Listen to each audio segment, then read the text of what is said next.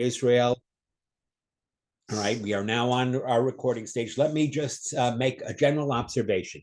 This year, 2023, marks the 75th anniversary of the State of Israel. I know that because Israel is 1 year older than I am. I'm 74 and Israel is 75. So Israel was born 75 years ago. And it's amazing because on one hand, Israel is a very ancient place. I mean, I told you that you can go back all the way to 3800 BC for the early history of Israel. But in some ways, Israel is one of the newest states in the world. Israel is only about 75 years old. A lot has happened in 75 years. Israel has fought major wars, has major struggles. And so where we are today, 2023, is only the latest in a series of struggles that Israel has had to deal with. If you take that 75-year period, I'm going to try and give you a context for it. You can divide that 75 years into 3 periods, all right? So I'm giving you an easy way of looking at 75 years. Israel was born in 1948. For the first 25 years of its 75-year history, Israel was fighting wars against Arab countries that wanted to destroy it. When Israel was born in 1948, it was attacked by Syria, by Lebanon, by Jordan, by Egypt, by Iraq indirectly. There were a lot of nations that thought they were going to destroy Israel and drive the Jews into the sea. But over the course of that first 25 years, though Israel fought many wars, it defeated every one of the Arab adversaries that fought against it. In 48, 49, it fought the War of Independence against 4 major Arab nations, and it was fine. It won. It not only held on, but it increased the territory size of Israel. In 1956, this is a quick review, 1956, Israel, together with Great Britain and France, fought a war against Egypt called the Sinai Campaign. And in that war, Israel and England and France defeated Egypt.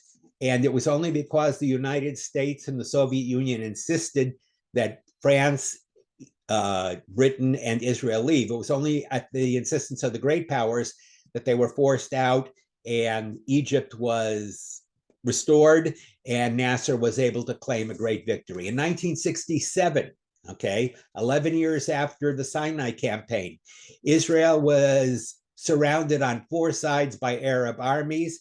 Many people thought that was the end of Israel. Nasser had closed off shipping. Israel was surrounded by Egypt and by Jordan and by Syria. And all of these countries attacked at one time. Everybody thought it was going to be the end of Israel, but Israel fought a successful war. And in 6 days, the 6-day war, it succeeded in not only holding on to its territory, but it increased its size almost 3 times. Again, Israel prevailed. The last war that Israel fought against foreign Arab countries was in 1973. In 1973, we call that the October War or the Yom Kippur War. Israel fought against Egypt and Syria.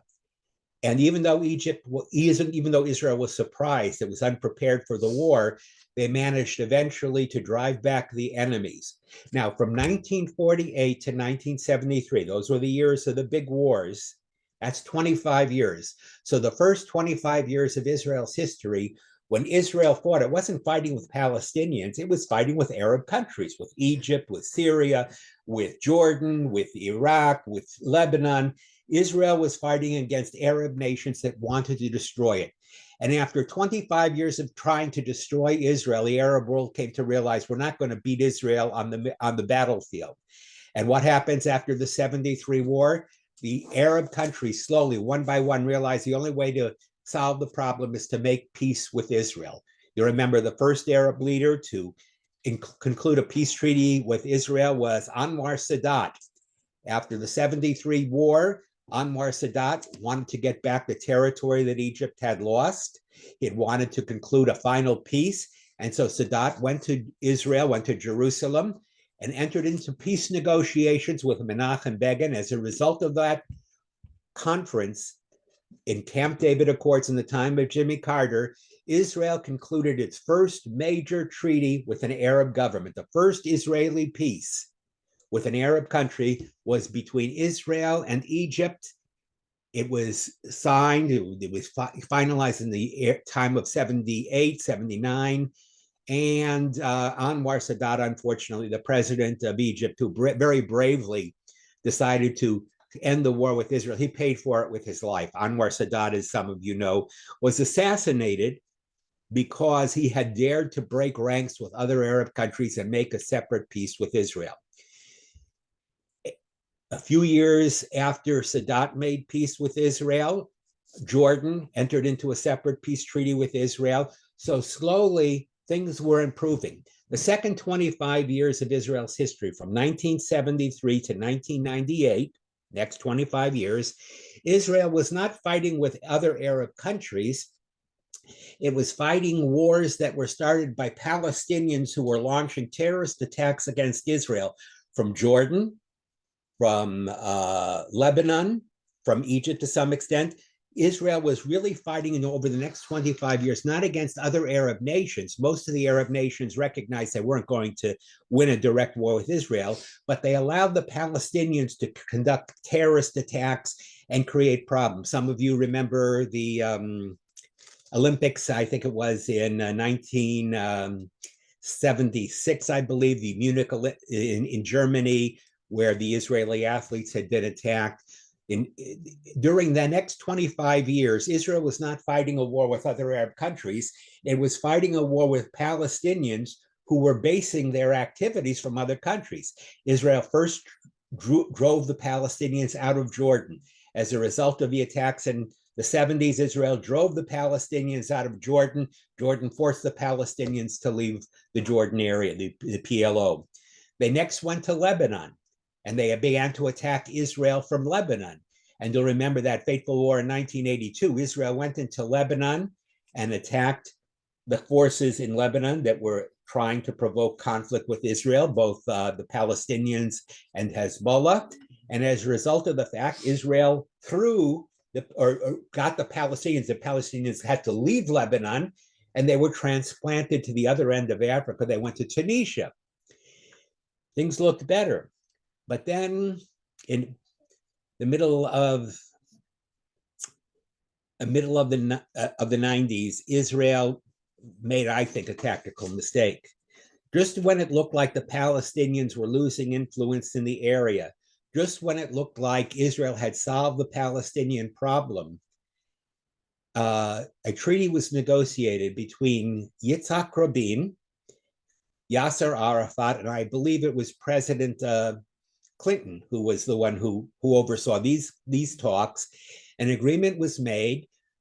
Yitzhak Rabin said, we will establish peace with the Palestinians. The Palestinians agreed to recognize the state of Israel, agreed to enter into peace negotiations with it. And for their part, Israel allowed the Palestinian Authority, the PA, the Palestine Liberation Organization, to allow them to come back into the area.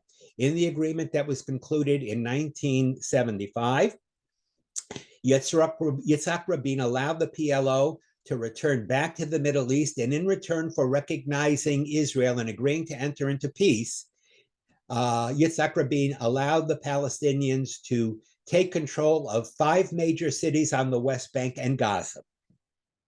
So okay, we'll get the questions in a second. I just want to. Oh. Jody said that the Munich attack was 1972. The which one? The Munich attack was. I'm sorry, 72. You're right, Jody. It was 72, not 75.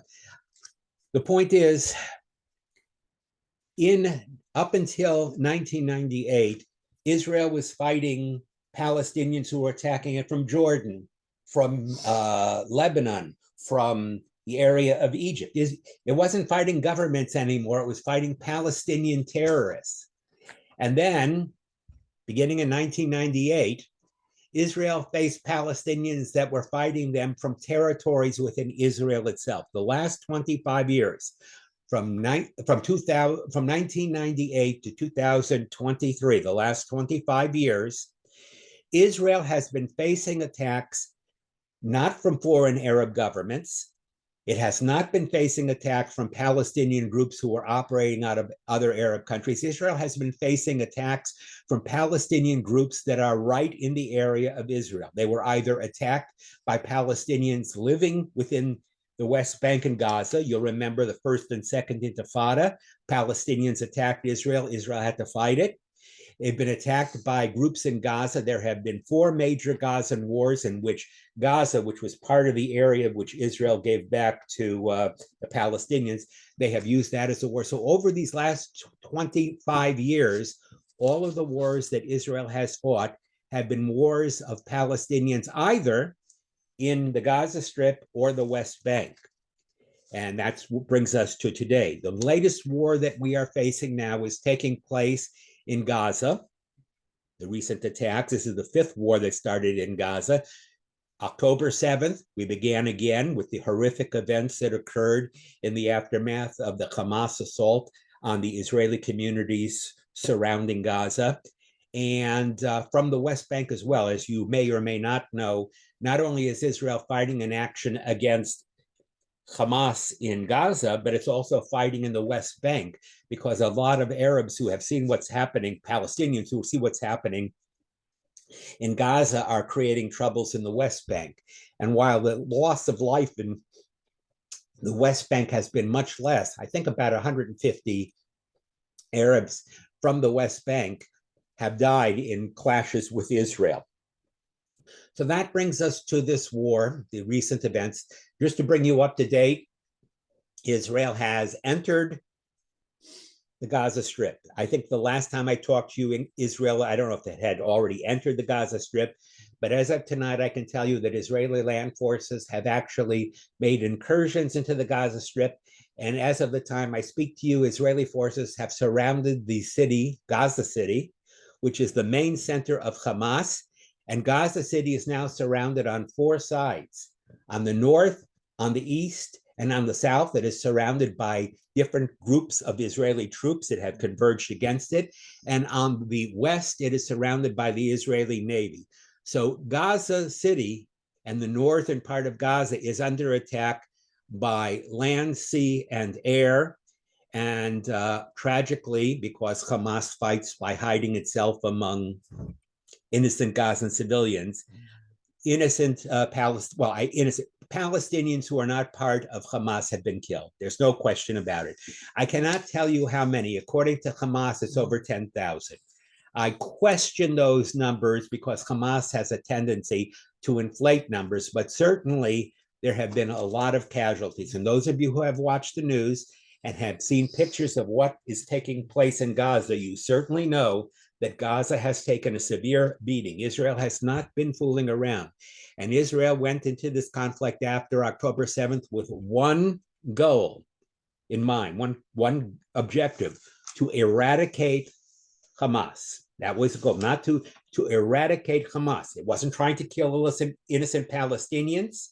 Unfortunately, Hamas not only takes Israeli hostages to use as human shields, but it also hides in areas with a high number of Palestinians living amongst them. They hide themselves in big cities and in refugee areas.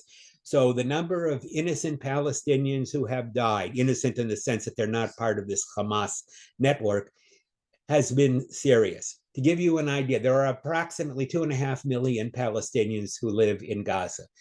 I gave you a wrong number last week. Of the 2.3, 2.4 million Palestinians who live in Gaza, 30 to 40,000 of them belong to Hamas. So Hamas isn't a giant group. Hamas is only the warriors, the battlers, the people who are actively involved in Hamas are about 30 to 40,000.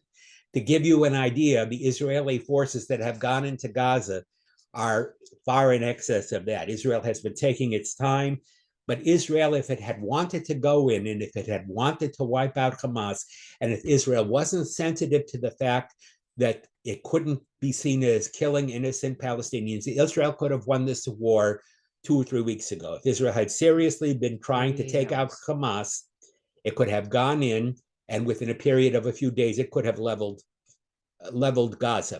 No question about it. Israel would not do that, number one, because of their own hostages who are being held in Gaza, and number two, They didn't do it because they didn't want to kill loads and loads of Palestinian civilians. They realized that in terms of public relations, if Israel responded against Hamas by striking them, Hamas would have used a number of innocent civilians as ammunition against Israel, and Israel would have come under pressure to end the strike against Hamas. As it is, day after day, for over 30 days, Israel is now under tremendous pressure from the United Nations, from all kinds of governments, including the United States government. The perception is that too many civilians are dying, and Israel has to somehow cease its activities in some way.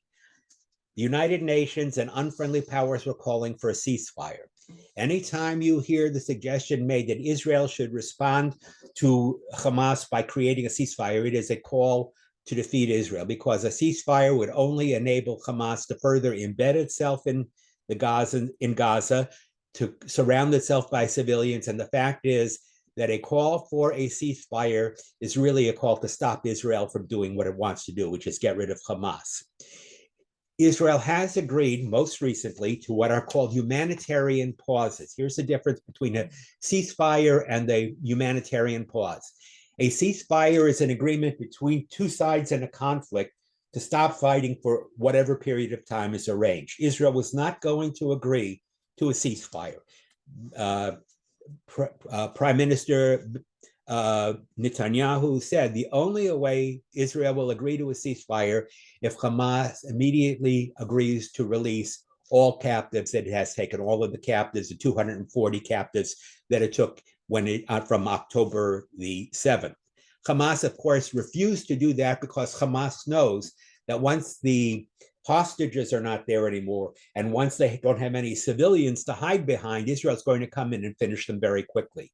You have seen in the last 3 weeks, Israel has convinced a lot of Gazans from the north to the center of Gaza to move south. What Israel is trying to do, it is trying to move these people out of the area of Gaza City, which is where most of the problems are occurring. Israel wants the civilians out of the way so that when it goes into Gaza City, which it has begun to do now, it will first of all not face as many casualties for Israeli forces, but it will also not kill innocent Palestinians who are sheltering and being used as human shields for Hamas. So that is where we stand right now. Israel has agreed to allow 4-hour pauses over the next few days. That's all Israel has agreed to. No ceasefire, but there will be humanitarian pauses. During those pauses, Israel has agreed to allow food trucks and aid trucks to come into Gaza with a couple of stipulations. No weapons are allowed in, and Israel remains at the Rafah border crossing to make sure no weapons come in. No gasoline is allowed to come into Gaza because that gasoline will be commandeered and will be used by Hamas to fight against Israel. But Israel will allow food, water, medical supplies, and other needs to come in.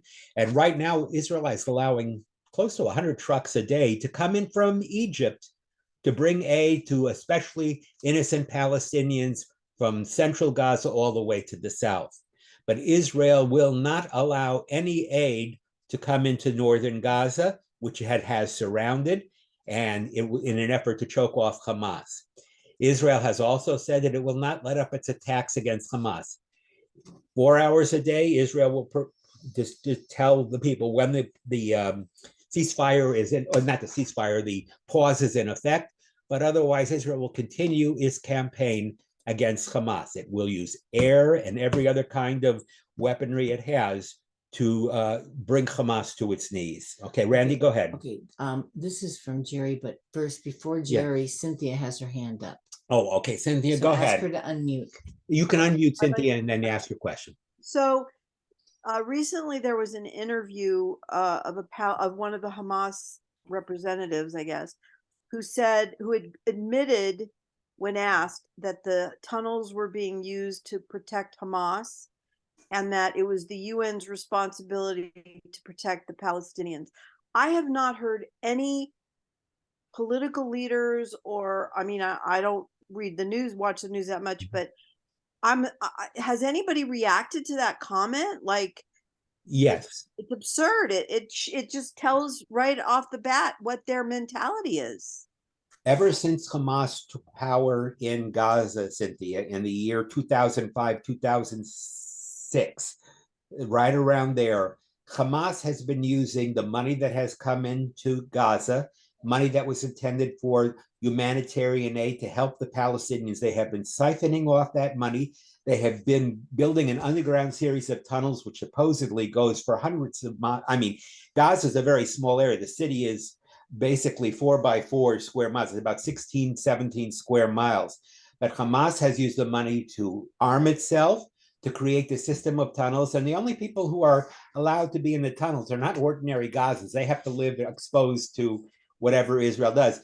Hamas lives in the tunnels. This is like an underground system where Hamas hides itself, hides its weapons, and plots against Israel and fires rockets against Israel. Right, but up till now, it was always basically Israel telling the world this.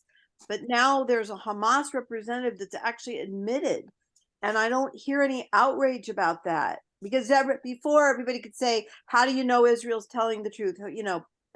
So that's the thing, is they can always deny it if it's Israel saying it, but now it's Hamas saying it. Yes. It's the world's worst kept secret. Israel has said for years, Hamas is building underground fortresses, and the world knew it, and the world recognized it. It wasn't, they didn't worry about it, but it has been true that over the last 25 years or so, Hamas has built a series of tunnels and has stored weaponry and protects us. Everybody knows that it exists. Even Palestinians, innocent Palestinians who are being used as shields, admit that the tunnels were built to protect Hamas, leaving the civilian population vulnerable.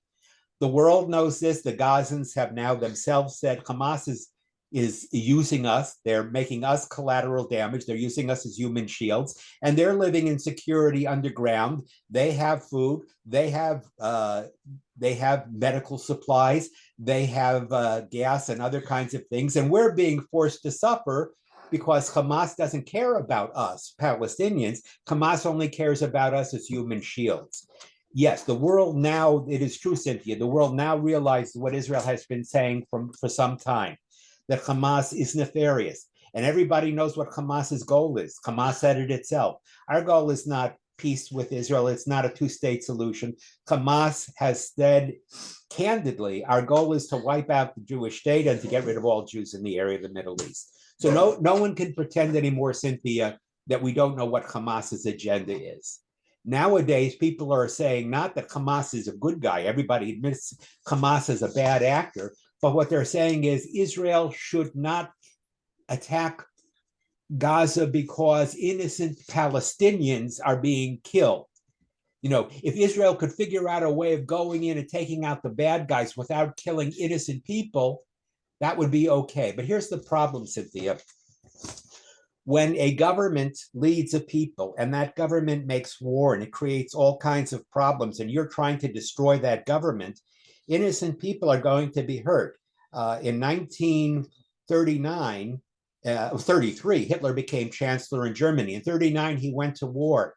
He attacked a lot of countries. He destroyed many, many cities. He destroyed 6 million Jews. During the years that Hitler was successful, no one said anything. The Germans said, you know, they weren't looking, they weren't noticing. So long as Hitler was winning and Germany was doing good, no one in Germany worried. But when the tide turned after Stalingrad in 1940, end of 1942 and 1943, and as the Allies began bombing German cities, suddenly the Germans said, "Why are you bombing us? We're innocent. We're not Nazis. You know, why are you hurting us?" Well, the reason is because you established the Nazis. You allowed the Nazis to govern you. You applauded the Nazis and pretended not to see what was going on. Now, suddenly, when the Nazis are losing, you're claiming that we're attacking you and you're innocent. You're not innocent. You have blood on your hands. You have allowed this group to terrorize the world in your name. Now you're going to suffer consequences. The truth is, innocent civilians is a very strange term. There were some Germans who were genuinely innocent and who fought against Hitler, but most Germans, you know, quietly supported Hitler during the war. When Germany was winning, they had no problem And it was only when the war turned against Germany that suddenly everybody cries, why are you attacking us? We didn't do it. Okay. Same thing is happening now in Gaza. Question, Randy. Okay, so Jerry says, please elucidate about I can't see this. The Mufti? Yeah, right, regarding his influence he was- against he was- Israel. Okay. That's Jerry. Jerry. The Mufti was a historical character who lived at a certain time. He hasn't been relevant in many years. He was the one who was instigating troubles against Jews from before Israel was a state. During the period of the Second World War, he was living in Germany, siding with the Nazis. And after the Second World War, the Mufti was persona non grata. He couldn't even go back to Palestine. No one wanted him. So he ended up his life in Syria or something. The Mufti was just one of many Arab leaders who tried to take advantage of the Palestinians to use them as tools. Let me tell you something. In 1948, it is true, 700, maybe 750,000 Palestinians left what is now today the land of Israel. Why did they leave? Because the Arab leaders of Egypt, Jordan, Syria, Lebanon told them, we are coming in. The Arab armies are going to come in. We're going to drive the Jews into the sea. And once we have driven the Jews out of Israel, you can all go back and you can have your homes again. You don't have to worry about Jews. Well, 700,000 or 800,000 Palestinians fled. The only trouble was their Arab leaders deceived them. They didn't win anything. And at the end of the War of Independence in 1949, not only had Israel defeated Egypt and Syria and Jordan and Lebanon and Iraq, it had also, because these Arabs who lived in Israel believed their leaders and fled, 700,000 to 800,000 of them, they were now refugees. Israel was not going to let them back in. Israel was not going to allow them to come back to Israel. Instead, what did Israel do? In response to Israel's defeat of the Arabs, about 700 to 800,000 Jews were forced to leave Arab countries. You may or may not know this, but in Iraq and in Syria and in Jordan, in other countries, North Africa, hundreds of thousands of Jews were forced to flee for their lives. They left with just the clothes on their back. When they came to Israel, here was the difference. When these Jews were forced to leave Arab countries and they came to Israel, Israel welcomed them all in. It took these 700,000 or 800,000 refugees and said, no, stay with us, come, we'll settle you. It was a very difficult period. Israel was fighting a war, and it settled all of these refugees during and after the war. Israel settled them, in many cases, in areas that had been deserted by Palestinians running away. Unlike Israel, the Arab countries where the Palestinians fled to didn't house the Palestinians, didn't give them rights. They settled them in what were called refugee camps. They didn't want the Palestinians. They only wanted to keep the Palestinians as useful tools to knock Israel over the head with. So they created camps for them in Lebanon, in Syria, in Jordan, in Gaza, and in the West Bank. And they said, you Palestinians have to stay here. You can't come in our countries. You're going to stay here as refugees so that we can beat Israel up in front of the world and say, Israel did this to you.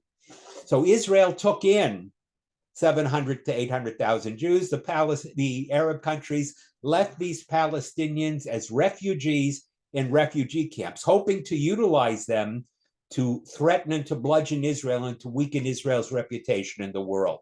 What happened as a result was that these refugees, who originally went to the West Bank and Gaza, when Israel won the war against the Six-Day War, the refugees in the West Bank and Gaza were forced to flee further. Some of them stayed. Israel did not tell them to go. Israel said, do not flee, but they fled anyway. And the result is that today, Gazans and West Bank Arabs know that if they flee again, if they run away again, as they are beginning to do now in Gaza, that they probably will be exiled even from those areas, that they won't come back. Yes, go ahead, Randy. Okay, so Jody wants to know, how does Israel identify a Hamas fighter? There's no uniform, Jody. They don't fight like they fight. You can't identify a Hamas fighter. They don't wear uniforms that say Hamas. They look just like ordinary citizens. That's the problem with Hamas. They can hide among civilians because they are. Your Yeah. hand is raised. I'm sorry. Oh, they are indistinguishable from other citizens. So Israel's problem is that there is no way to distinguish Hamas. Israel goes into these areas, it begins to take actions, and suddenly they're being fired upon by members of Hamas. But Hamas has no official recognition. It's like suddenly you're being attacked by people you didn't even know they were a foreign force. So Israel has had to fight this war, not knowing who was an ordinary Palestinian citizen, not knowing who was Hamas. Israel is at a disadvantage. If everybody who attacks you wears a uniform, you can identify them. But when the United States went into Afghanistan or when it went into Iraq, it was fought by irregular forces. You couldn't tell friend from foe. You didn't know who was the enemy and who was not. So these people in Hamas are not brave soldiers. They are cowards who are hiding among the Palestinian population. They're safe and protected, but they use the Palestinian population as human shields to protect them. Go ahead, Randy. Okay, so Sue Lieberman says, why doesn't Israel go after Hamas leaders in Qatar? Why won't the U.S. impose sanctions on Qatar to stop harboring Hamas leaders and stop financially supporting Hamas? All right. Qatar is a dirty little secret in the Middle East. Qatar plays a double role. On one hand, Qatar financially and politically supports Hamas. If you want to know where does Hamas get the money and the resources to do what it does, it all comes from Qatar. Qatar is an oil-rich Arab country, and Qatar continues to support and defend the Hamas. But Qatar has also made the world believe that because they have relations with Hamas, they are the only interlocutor. They are the only intermediary that can speak with Hamas. So it encourages Hamas to do these terrible things. Then when Hamas does these terrible things like it did on October the 7th and kills 1,400 to 1,500 Israelis, then Qatar comes in and says, oh, well, we have relations with Hamas. We can act as intermediaries to get the hostages out. Do not believe Qatar. The truth is they are dirty. Maybe not quite as dirty as Iran, but they are dirty. And the United States realizes that too. They realize that Qatar is playing a double game. They are not friends. Israel does not consider them friends. Now, the truth is that the top echelon of leaders of Hamas do not live in the area of Gaza. They live as billionaires outside of Gaza. There was articles this week which shows that the 6 or 7 major leaders of Hamas are all billionaires, and they're living in Qatar and it's in other places, and they're doing quite well. They have gymnasiums. They'll let the Gaza people suffer and bleed, and they'll go on and lead their lives of luxury. This has recently been reported in the Western press with pictures of them living their lives of luxury. A lot of Gazans are really upset right now. Even some members of Hamas are saying, we're fools. We're fighting for Hamas, and our leaders are living these lives of luxury and riches, and they're billionaires, and they're safe in their areas of sanctuary. Why doesn't Israel go after them? That was the question. Well, it's hard to go after them in countries like Qatar because in order to take them out, Israel doesn't bomb Qatar. It would have to go in and kill them individually. By the way, you heard it here first. After the conflict with Hamas is over, after Hamas is destroyed in Gaza, watch for Israel, as they did in the aftermath of the Munich massacres. Watch them go after and individually assassinate all of the leaders of Hamas who are hiding. They will go in, and one by one, they will hunt down these animals and they will kill them. So even though they're living fine now, they're not protected because Israel will find them wherever they are in the world, Arab or otherwise, and it will kill each and every one of them. So they may be safe for now, but their billions will not buy them protection because Israel, the Mossad, will find them and will eradicate them. Okay, so that won't come right away. That will come. The first order of business is to get Hamas out of Gaza. So Objective number one is eradicate Hamas. Someone said, can you kill all of Hamas? No, I will be quite honest with you. You can't kill them all. Here's the truth. If you have a house full of termites and you hire someone to come and exterminate the termites, I'm sorry to use this analogy, and they tent your house and they destroy the termites, are they going to kill 100% of the termites? No, they don't have to kill 100% of the termites. They just got to kill enough so that your house isn't infested by termites anymore. Israel will not get rid of every single member of Hamas, and certainly the leaders who live in these countries safe from any kind of Israeli response, they're going to go on. But Israel is determined to remove the Hamas as a military and political power in Gaza. It will bring them down, and then afterward, there'll have to be some other arrangement. Everybody's asking, what happens the day after Hamas is defeated? What happens the day after Hamas ceases to be a power? Well, we don't know what's going to happen then, but Israel's primary objective is deal with Hamas now. There will be no stopping. There will be no ceasefire. Even if Hamas were to release hostages, at this point, after the hostages are released, Israel will go after Hamas. Until Hamas is destroyed, this war in Gaza will not end, okay? Will it destroy all of them? No, but if you've looked at the pictures, Israel has now entered Gaza City. It has already uncovered 130 of the many tunnels. It has already destroyed large caches of weapons. Hundreds, if not thousands, of Hamas soldiers have been killed.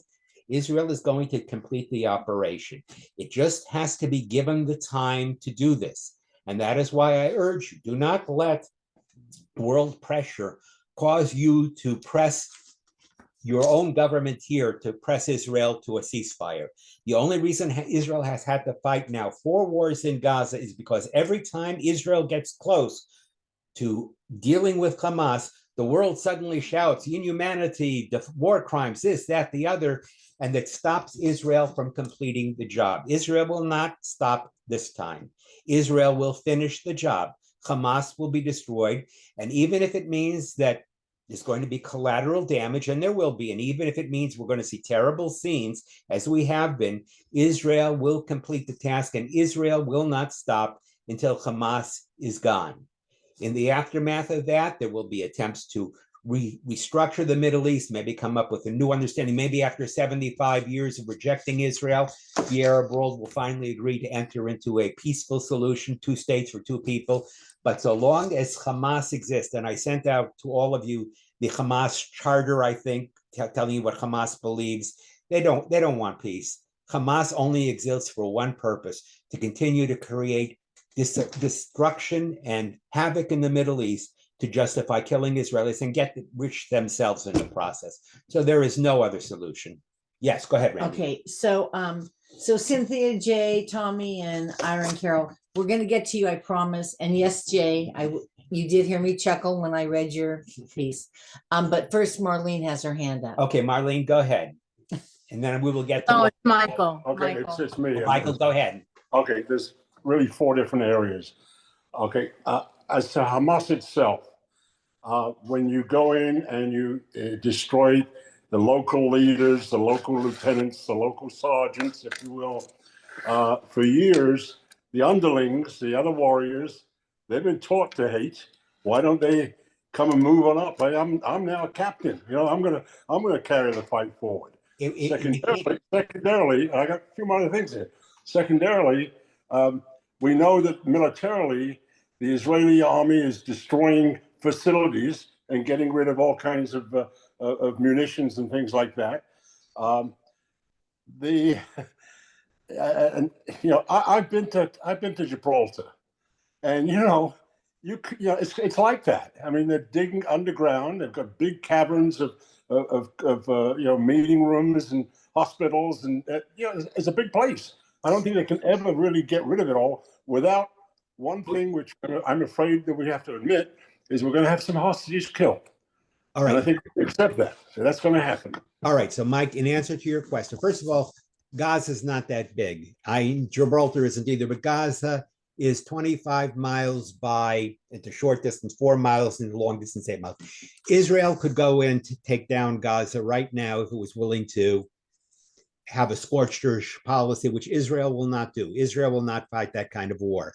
But Michael, the reason that the Hamas will not rise again is because Israel is going to destroy all of the munitions. It will destroy all of the tunnels. And then with a blockade around Gaza, it will not let anything in. Hamas has had 25 years to build tunnels and to smuggle in weapons. Israel is not going to make that mistake again. When Hamas is defeated, Gaza will be hermetically sealed so that it cannot be rebuilt again. It's like when you destroy a country and they completely surrender, then you can have peace. The United States didn't enter a treaty with Germany before Germany was destroyed. They destroyed Nazi Germany, and then afterward, they negotiated peace. Israel will wait until Hamas, the entire infrastructure, the tunnels, the arms, the everything are completely gone. And then Israel will blockade or will put an area around Gaza and will make sure that this kind of a threat never develops again, okay? So Hamas has had 25 years to create tunnels and to create arms and to have thousands of missiles. Israel is not going to make that mistake again, Mike. When Hamas is gone and it is defeated, Israel will go in and clear everything out. And then if there is to be a new Palestinian state, it will be under the administration of other Arab countries and responsible people. And Israel will maintain an interest in monitoring everything that is happening in this area of Gaza and will make sure that Gaza never goes back to what it does. And it's not only Gaza, Michael, it's also the West Bank. Right now, Israel is dealing with uprisings in the West Bank. Israel still controls it. Israel could defeat it. It has chosen for right now not to deal with the problems in the West Bank because it's dealing with Gaza. But Israel could defeat the West Bank too. And I'll tell you something else, Michael. If Hezbollah is stupid enough to get into a war with Israel, which it won't because Lebanon won't let Hezbollah do it, because in 1982, Lebanon was brought to the brink of disaster because they allowed Hezbollah to go crazy. If Israel were to ever fight against Hezbollah, and they wouldn't fight like in Gaza, they would bomb major centers. It would be a major war. Lebanon will be pounded back until will be set back hundreds of years. They will destroy Lebanon. So right now the question is, will Hezbollah fight? Answer, no, because it's afraid of Israel and the United States. Will Iran act? No, because the government in the United States is already providing for sanctions and all kinds of other punishments. You will see it soon. We're going to deal with Iran. How does Iran do all these problems? It makes money by selling its oil. Who does it sell it to? The Chinese and other nefarious actors like the Russians. How does it sell it? By taking these oil, putting it on ships and sending it around. All the United States has to do, if it's serious about this, is stop the oil at sea. You want to stop Iran? Stop every Iranian ship or every foreign ship that carries Iranian, stop them, search them, and within 4 weeks you can bring Iran to its knees. You'll also create a crisis in energy, but you can stop Iran. And Iran knows it. Iran knows it's vulnerable. I'll tell you something else, Michael. Saudi Arabia, who knows this whole recent conflict has been started by Iran to keep the Arab world from establishing peace with Israel. Saudi Arabia has already said, we realize that Iran's hand is in this, and as soon as Israel deals with Hamas, we are prepared to sit down with Israel and negotiate peace between the Arab world and Israel. And that's the one thing that Iran fears. Iran fears that once Abu Dhabi and these other countries and Saudi Arabia and the Emirates, once a peace treaty is concluded between Israel and these Arab countries, Iran is left out in the cold. So we're going to get Iran. Eventually Iran's going to fall too. But in order for that to occur, I'm going to tell you something now. Israel will win its war very soon. But the war won't end for us in this country because the war in the Middle East is Israel's war. We're going to fight a new conflict right when this enters. We're going to fight a war in the United States. I'll tell you about that in a second, but Randy's got more. It's not going to be a second because you have four Okay, things. go ahead. What are the questions? Cynthia wants to know if you can explain how the Peel Commission may be relevant to the Palestinian issue today. No, it's not relevant. Peel Commission was an attempt to solve the problem in the 30s, and it's not relevant today. That was a moment that could have solved it. The Arabs rejected it, and now it's too late. Can't go back to it. Okay, I'm going to try to do this without. Go ahead. Okay, this is from Jay.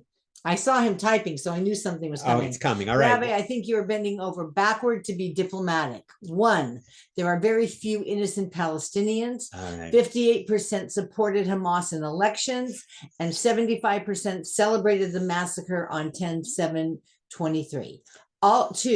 Also, the UN is no friend of Israel. They have supported humanitarian aid, which mostly went to build Hamas tunnels. Furthermore, most UN nations are anti-Jewish and won't condemn Hamas. Otherwise, good job. All right. The truth is, Jay, I was being diplomatic because I didn't want to come across as being a crazy person. If I told you what I really think, in my heart of hearts, you would say the rabbi's unbalanced. You can't listen to Rabbi House. He has no perspective.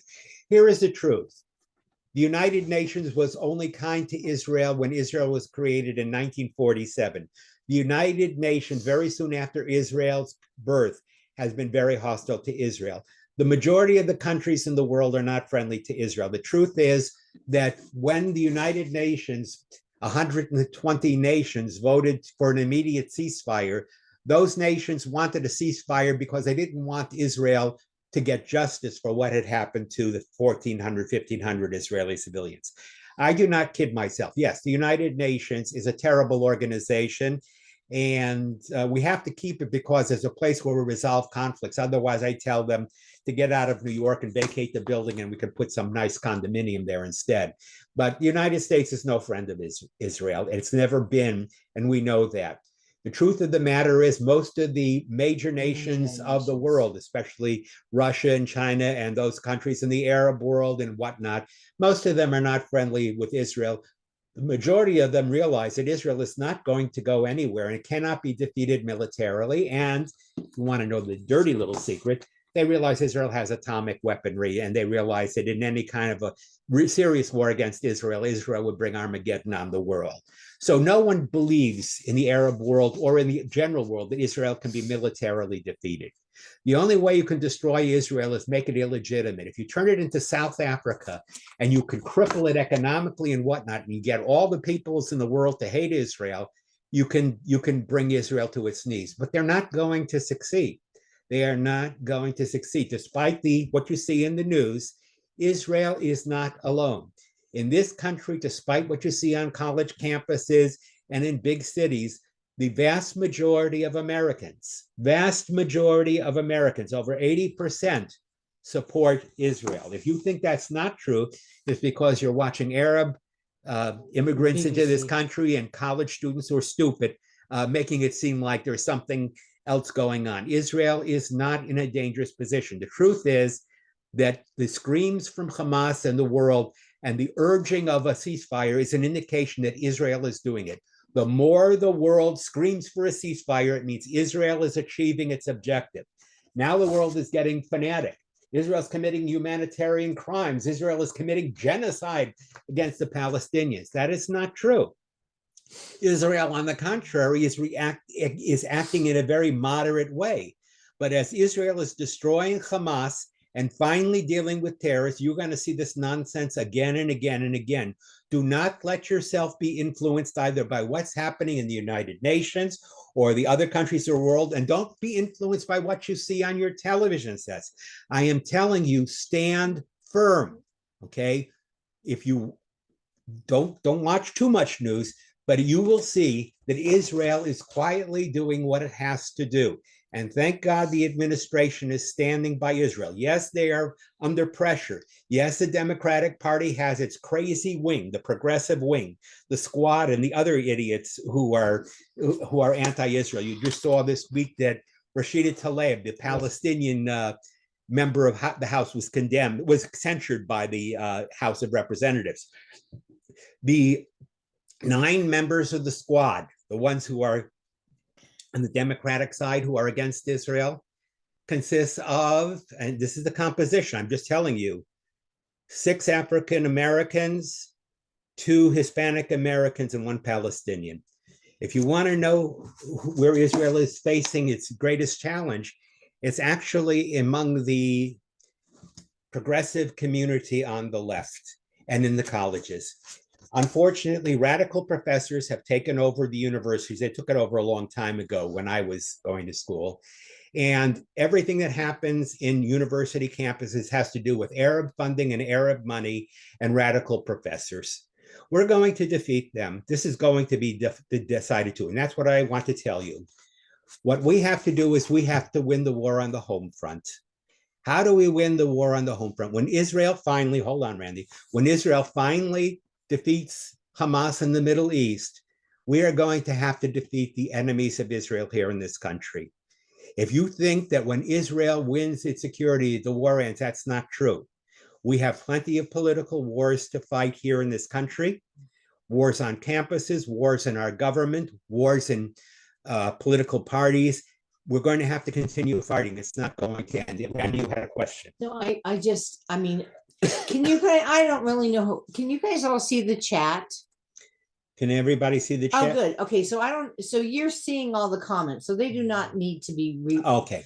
But, okay, but there was a question. Yes. The only way to know Hamas is destroyed is, will they, okay, so the only way to know Hamas is destroyed is when there are no rockets heading out of Gaza. Will they be heading out of the West Bank? No, will not be heading out of the West Bank. First of That's all, Ira, by the way. yes, first of all, the West Bank is a completely different situation. Israel is right there in the West Bank. And no, Israel is doing everything it can to prevent that, because missiles that would come out, they haven't gotten missiles into the West Bank yet, could actually affect all areas of Israel.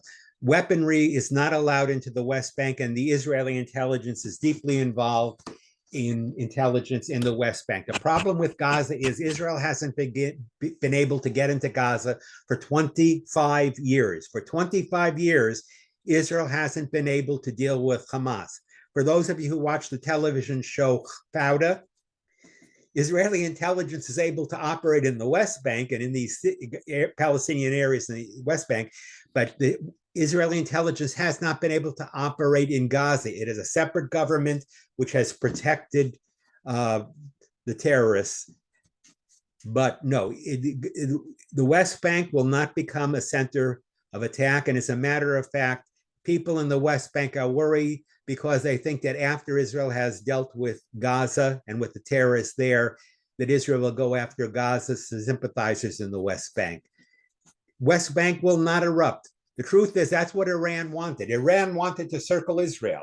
Hamas in the southwest, Hezbollah in the north, the West Bank in the east. It tried to circle Israel, and then it tried to arm the Houthis so they could send missiles over from the Arabian Peninsula. Iran has lost its opportunity. Watch carefully. Iran is the next target. Iran is the target to worry about. The United States has already realized the mistakes it has made. Any attempt to re-enter into negotiations with Iran on a nuclear deal are finished. The United States will starve Iran into submission, and it will end the nuclear program by bankrupting Iran and cutting off its oil from all of its sources of customers. So this war is only starting. Hamas made a terrible, terrible mistake. It went into Israel and it unleashed, to use a metaphor from World War II, it awoke a sleeping giant, okay? And it has brought hell upon its head. If it thought that Israel was going to stop and that Israel was going to respond to the world's pressures, they made a terrible mistake. Watch in coming days that Iran will play its last card. The leaders in Iran and Hamas, leaders in Hamas in the Gaza Strip will attempt to use the hostages to buy their own freedom out of the Gaza Strip. They know their days are numbered. They are already, you can hear it in their language. They're now talking about martyrdom. We welcome martyrdom. We're going to die to the last man. They know that the end is coming. Hamas will go. And Hamas, it's not going to be a matter of months. It will probably be a matter of weeks. When Gaza City falls, Hamas is done with. Okay, and it will not take long. It's amazing what has happened in 30 days. If you had told me 30 some odd days ago that Israel would have gone into Gaza, destroyed these tunnels, driven 800,000 Palestinians to the north out of the area of conflict and was surrounding Gaza City, I would not have believed you. You are witnessing an earthquake in the world. The tectonic plates are shifting and the world is changing. I liked Ira's analogy about the weed killer. Yeah. I thought that was very clever. What did Ira say about He weed? says analogy, use weed killer on your lawn. You know, it gets all the weeds, but it can. Yeah. Okay. And unfortunately, weed killer, you have to hope that it only kills the weeds, Ira, and not your lawn as well. The trouble with Hamas is they're a crabgrass that grows in the midst of innocent people. Hamas is not brave. They're not fighters. They surround themselves with innocents and they depend upon the fact that Israel is not an immoral country. If Israel were truly a war criminal, if Israel were truly as bad as the nations of the world think, Israel would have ended this a long time ago. The problem is when you're fighting with people who are holding hostages with a gun to their head and saying, you make one more move, we're going to shoot the hostages or kill them. You can't fight with them because they will use innocent civilians as shields. And that's exactly what's happening. And Tommy said that there are no elections in Gaza. No, there haven't been That's true. elections in Gaza since the first election. Gaza, like Germany, had one election. When Hitler was elected Chancellor of Germany, that was the first and last independent election. Once Hitler was Chancellor, there were no more independent elections. One election to get into power, then you stop all elections. Hamas had one election, 75 or 70, I mean, 90, I'm sorry, 2005, right around that area. That was the first and that was the last. There have been no independent elections in Gaza. In the aftermath of that election, Gaza went and hunted down members of the Palestinian Authority who it ran against, and they threw them off the top of buildings. They killed them. Here's the way you do it. You take over a country and then you kill all the opposition. This is the way Hamas worked. It terrified the Palestinian Authority. It terrified the Palestinian people, and then it used them as shields. Hamas's days are over. If you think, Rebbe, how do you know this? Because I just know what Israel is going to do. There will be no Hamas in just a short amount of time. We will speak about Hamas like we talk about Islamic Jihad, like we talk about ISIS. Will we kill everyone? No, we will not. But ISIS as a force no longer exists because we've extirpated it. And that's what's going to happen. It is a cancer that has to be cut out of the system. If you allow a cancer to remain, it will metastasize and it will grow and it will eventually kill you. Israel has decided that nothing is going to stop it from removing the cancer in Gaza. Hamas will go. If Hezbollah is stupid enough to get into the conflict and brings Lebanon, Hezbollah will go. But eventually we're going to have to deal with the source of this conflict, which is Iran. The truth of the matter is, ever since the Shah fell and ever since Khomeini and Iran have been captured by the mullahs, they have been creating all of these problems. And we're going to deal with that problem too. All right, I'm going to ask you if you have any other questions, you can raise your hand. And if I can see, Randy, if I can see the different screens, if I see a hand, I'll call upon you by name. And you can unmute. Let's see. Okay, Marlene, I see a hand, so you can start. Go ahead. Unmute yourself. Okay. I did. We haven't talked about it yet, and I don't know if you want to talk about it yet. But okay. Hamas is gone. Hamas is gone. All right. What's going to happen in Israel? They were so splintered before all this happened. I mean, we just were listening tonight. There was on NPR a lady, she's from the New York Times. She wrote a book. I forgot her name, but she was talking about they don't know what's going to happen. Politically, I'm talking. We do know, Marlene. We do. If there was one blessing from this if there was one silver lining on this terrible cloud that covered us on October 7th, it united the Jewish people. But one thing you don't want to do if you're an enemy of Israel is unite the Jews together. Because when Jews come together, either in Israel or in any place else, and all sides come together, we will win. Okay, so here's the situation. After Hamas is defeated, the Israeli government will have to pay the price. The truth is, the Netanyahu government blew it big time. Benjamin Netanyahu will fall. His government, first, the Israelis will stay together until they defeat Hamas. and then Benjamin Netanyahu and his government will fall because someone's got to pay the price for what happened. Israel is responsible for this failure, and the current Israeli leaders will all be taken care of. But the truth is that people who were polarized in Israel before the 7th, Israel had large factions left and right.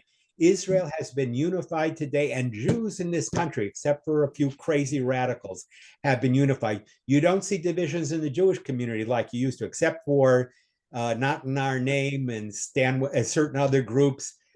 Jews have become unified too.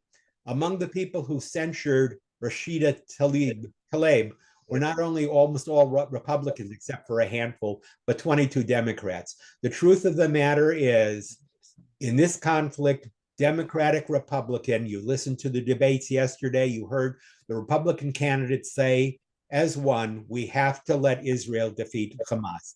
Most sensible Democrats are saying the same thing. The only people who are saying, no, Israel has to be stopped, are people who bear no goodwill to Israel.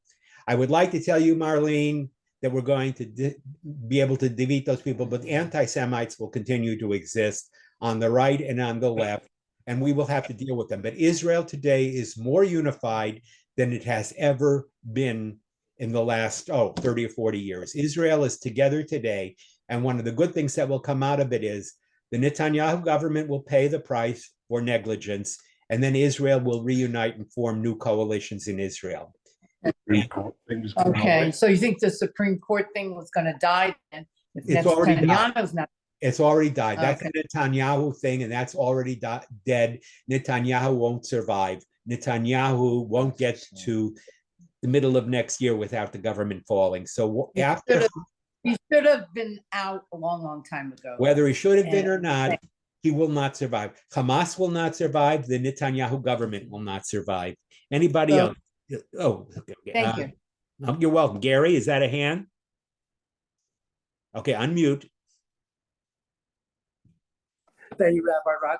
You're right. Last week, I read the email you sent out, the Hamas Covenant. The covenant. And Yes. very informative.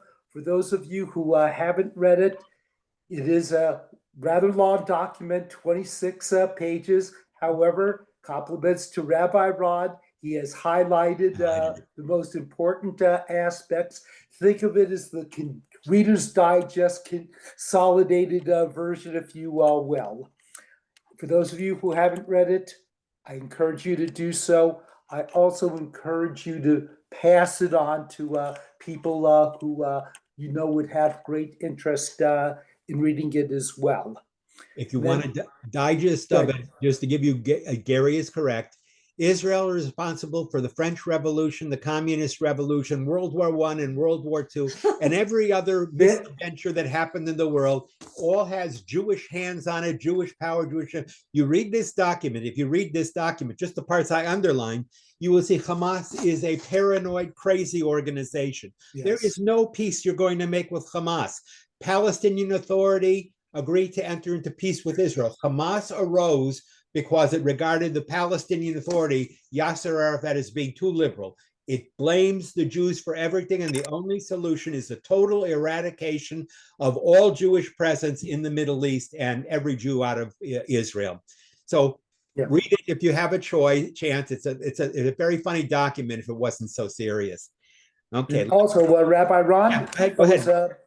Also going to say, one of the concerns I have is we hear so much on the TV, in the media, the theoretical solutions such as a ceasefire. Sad to say, it's not this great country or other nations that are being bombarded. It is Israel. It's very easy to tell someone to stop when it's not your country being invaded. Gary, you're absolutely correct. It's like someone asking Washington and the Revolutionary Forces when they were attacking Yorktown, stop the battle, give the British a chance to recruit. No country does that. The truth of the matter is any country that agrees to a ceasefire when it's winning is forced to do it because of pressure from outside. Israel has fallen for this trap again and again and again. Fool me once, shame on me. Fool me twice, maybe Oh, shame on you. Fool me twice, shame on you. Fool me 4 or 5 times, shame on me if I believe you anymore. No country, especially Israel, that has the power to wipe out its enemies will listen to people who don't have goodwill toward it. Say, stop, don't fight, don't let them be humanitarian. When you're dealing with terrorists, you do not deal with them humanely. You get rid of them. Here's a saying that I love. Those who are compassionate to the guilty, who are compassionate to the evil, to the wicked, will end up being wicked to the compassionate. If we are if compassionate to Hamas, it will eventually cause us to be wicked to those who Hamas is trying to destroy. Here's the thing. Someone said, Rabbi, are you an optimist or a pessimist? And my son, I thank him, said, it's not a matter of optimism, Dad. He said, it's a matter of hope. And he gave me this quote. This is from Rabbi Sachs. Those of you who know I love Rabbi Jonathan Sachs. Rabbi Sachs, in a book called To Heal a Fractured World, talks about the difference between optimism and hope. And he writes the following: optimism and hope are not the same. Optimism is the belief that the world is changing for the better. Hope is the belief that together we can make the world better. If you're optimistic, you believe the world is getting better.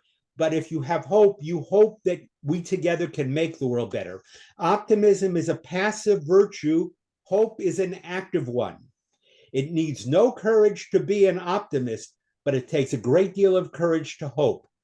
The Hebrew Bible is not an optimistic book. It is, however, one of the greatest literatures of hope. So I am not optimistic. I'm cynical enough to know the world is filled with bad actors, okay? I don't look for the good in the world, okay? Because the world is full of a lot.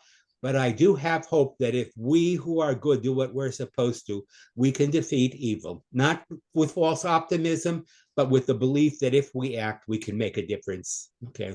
And that's a difference. That's Jody. Go ahead, Jody. I want to say that I feel much better after hearing you tonight. Thank you. I feel more hopeful. Good. That was my hope, Jody. That was my intention. Yeah, so I feel better. Thank you. Oh, you're welcome. I am the counterforce to everything you've been hearing.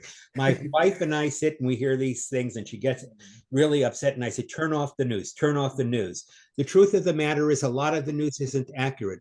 When the hospital was bombed and originally and Hamas was saying that Israel did it, I said, that is not true. Israel would not do that. And it came out that it wasn't Israel, it was the Palestinians. When it showed pictures of Israel bombing and killing Palestinians and destroying large numbers of them, and Israel had killed 10,000 Palestinians. I said, don't believe that. That's Hamas controlling information. Have a lot of civilians died? Unfortunately, Jody, a number have been. That's the necessary part of this war. If Hamas hides among civilians, but do not believe what you see and hear on the news. The people who are shouting loudest against Israel, condemning Israel and calling for a ceasefire are the people who hate us the most. And the reason they are shouting so hysterically is the Jews are winning. And when the Jews are winning, you got to stop the conflict. Everybody who is attempting to halt this conflict right now does not want Israel to win, does not want to defeat Hamas, wants evil to continue. So don't buy into it. Be strong. When the time comes, we will deal with the other forces. By the way, my personal war and my personal donations, I've sent a lot of money to various Israeli charitable organizations. You will see, I will send you word. My next series of donations, thousands of dollars, is going to go to college campuses to fight the terrible enemies we have on college campuses. We have got to deal with the plague of the college campus.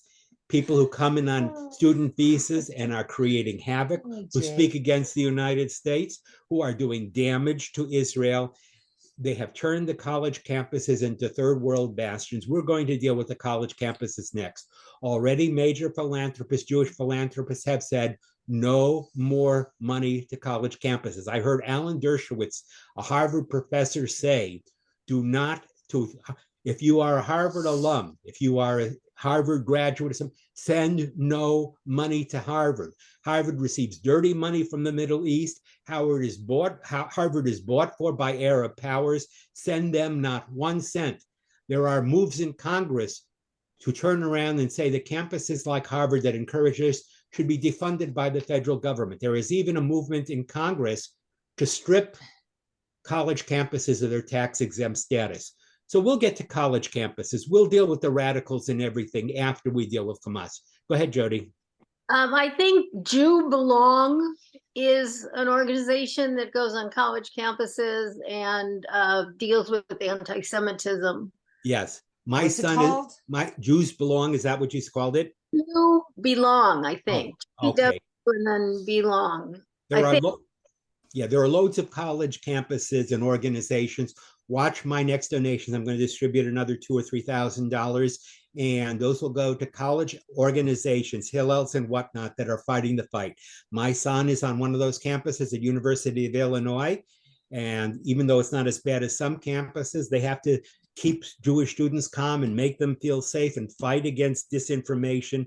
We're going onto the college campuses and we're going to defeat the liars, and we're going to bring down these forces on the left that are polarizing our campuses. We're going after them, just like, by the way, in the upcoming elections, there are already people running against Rashida Tlaib and against Ilhan Omer, these people who are part of the squad and who are casting terrible smears against Israel.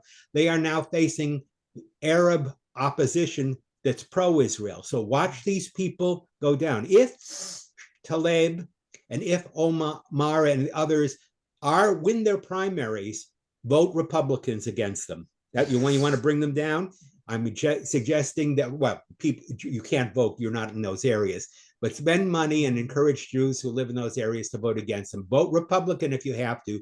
We've got to get rid of the candidates in Congress. Some people might be already voting Republican. Oh, I'm sorry. I was a Republican too, but there are enemies on the right too. Believe me, I'm no fan of Marjorie Taylor Greene or Lorena Bobbitt or some other people, but the voices that are speaking loudly against Israel and are casting aspersions against Israel and calling for a ceasefire are on the left.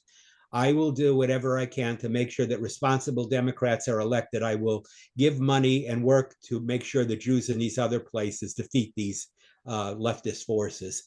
I want to see some other screens. Let me see if there's Wait a any other minute, hands. somebody just put something in the chat. Okay, who puts? Oh, go ahead. Oh, okay. Oh, I Jew ju- Belong. I just looked it up, Jody. Thanks. I will look at that too, and if I am not funding it already, I will fund it. Anything that I can do, I intend to end up spending thousands and thousands of dollars of money that is made possible by people like you who support the Learning Center and people who have since made donations. I will use all that money not to run this program. I'll continue on. We'll do this as volunteers, but I will make sure that that money goes to fight the enemies of Israel. Go ahead, Cynthia. Yeah, my sister who works for the Jewish Federation of Greater Philadelphia, she sent me an email with a link to AIPAC, and they have a list of